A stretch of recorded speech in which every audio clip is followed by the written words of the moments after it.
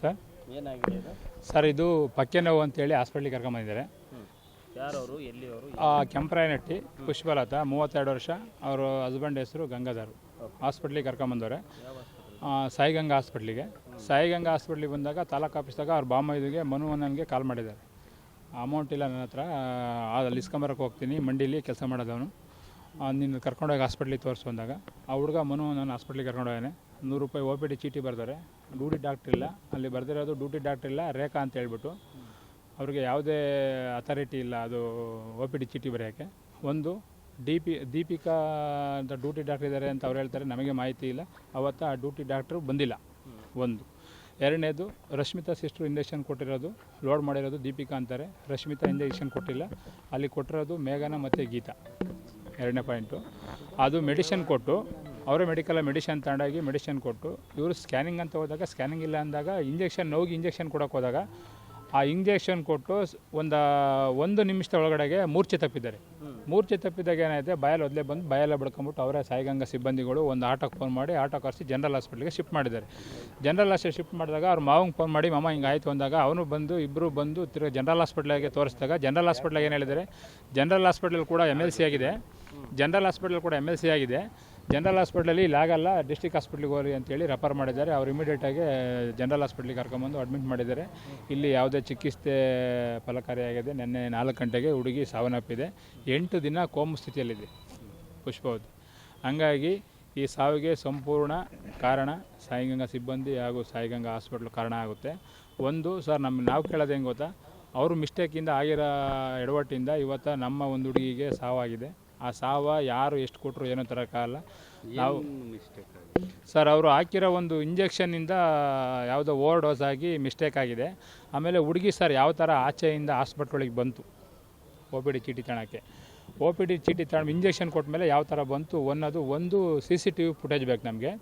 ಅದಾದಮೇಲೆ ನೆಕ್ಸ್ಟು ಆ ಮೆಡಿಕಲ್ ಫಾರ್ಮಸಿಲಿ ಯಾವ ಮೆಡಿಷನ್ ಕೊಟ್ಟಿದ್ದಾರೆ ಅನ್ನೋದು CCTV ಬೇಕು. ಅವರು ಪೆನ್ನಲ್ಲಿ ಬರ್ಕೊತಾರೆ, ರೇಖಾನ ಹುಡುಗಿ OPD ಚೀಟಿ ಮಾಡಿದೆ. ಈಗ ರಶ್ಮಿತಾ ನಾನೇ ಬರೆದಿದ್ದೀನಿ ಹ್ಯಾಂಡ್ ರೈಟಿಂಗ್ ಸೇಪ್ ಮಾಡಿ ಬರೆಸ್ತಾವ್ರೆ.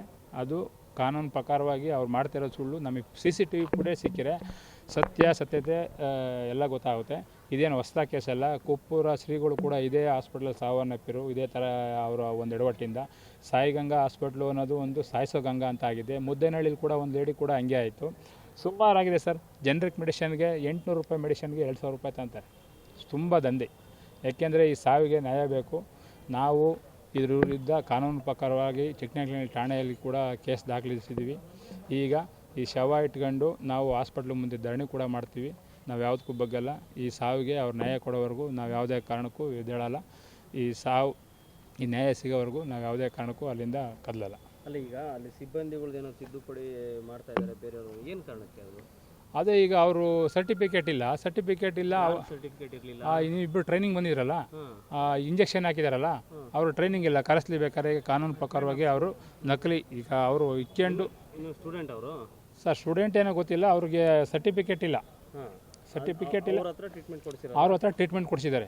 ಈಗ ಅವರು ಹುಡುಗಿ ತಮ್ಮ ಹೇಳ್ತಾನೆ, ಅಣ್ಣ ಇವರು ಇಂಜೆಕ್ಷನ್ ಕೊಟ್ಟಿಲ್ಲ, ಇವ್ರು ಇಂಜೆಕ್ಷನ್ ಕೊಟ್ಟರೆ ಬೇರೆ ಇಲ್ಲಿರೋರೆ ಬೇರೆ ಅಂತ. ಅವತ್ತು ಮಾರನೇ ದಿನ ನಾವು CCTV ಫುಟೇಜ್ ಕೇಳೋಕ್ಕೆ ಅಂತ ಹೋಗಿದ್ದು. ಯಾಕೆ ಕೇಳೋಕ್ಕೆ ಹೋಗಿದ್ದು ಅಂದರೆ, ನಾವು ಅವ್ರನ್ನ ಯಾವುದೇ ಕಾರಣಕ್ಕೂ ಇಲ್ಲ ಗಲಾಟೆ ಮಾಡೋದಾಗಲಿ ದೌರ್ಜನ್ಯ ಮಾಡೋದಾಗಲಿ ಮತ್ತೊಂದಾಗಲಿ ಯಾವುದೂ ಮಾಡಿಲ್ಲ. ನಮ್ಮ ಹತ್ರ ಎಲ್ಲ ರೆಕಾರ್ಡ್ ಇದೆ. ನಾವು ಹಾಸ್ಪಿಟ್ಲ್ಗಳಿಗೆ ಹೆಂಗೆ ಹೋದು ಹೆಂಗೆ ಬಂದು ಅಂತ ನಾವು ವಿಡಿಯೋ ಮಾಡ್ಕೊಂಡಿದ್ವಿ. ಅವ್ರು ಹೇಳ್ತಾರೆ ಗದರಿಸಿರು, ಅವ್ರೇನಾರು ಹೇಳ್ಕೊಳ್ಳಿ ಸರ್, ನಮಗೆ ಫರ್ದರ್ ಬೇಕಾಗಿಲ್ಲ, ನಮ್ಮ ಹುಡುಗಿಗೆ ನ್ಯಾಯ ಬೇಕು ಸರ್. ಆಮೇಲೆ ಈ ಸರ್ಟಿಫಿಕೇಟ್ ತಿದ್ದುಪಡಿ ಆಗಿದೆಯಲ್ಲ, ಅದು ನಾನು ನಿಮ್ಮ ಮೀಡಿಯಾ ಮುಖಾಂತರ ಮನವಿ ಮಾಡ್ಕೊತೀನಿ. ನಿಮ್ಮ ಮೇಲೆ ತುಂಬ ನನಗೆ ಭರವಸೆ ಇದೆ, ಗೌರವನೂ ಇದೆ. ನೀವು ಇದಕ್ಕೆ ನ್ಯಾಯ ಕೊಡಿಸ್ತೀರಾ ಅಂತ ನಾನು ನಂಬಿದ್ದೀನಿ ಸರ್. ಅವ್ರ ಹಾಸ್ಪಿಟ್ಲವರು ಡಾಕ್ಟ್ರು ಕೇಳೋದೇನು ಹೇಳ್ತಾರೆ ಈಗ?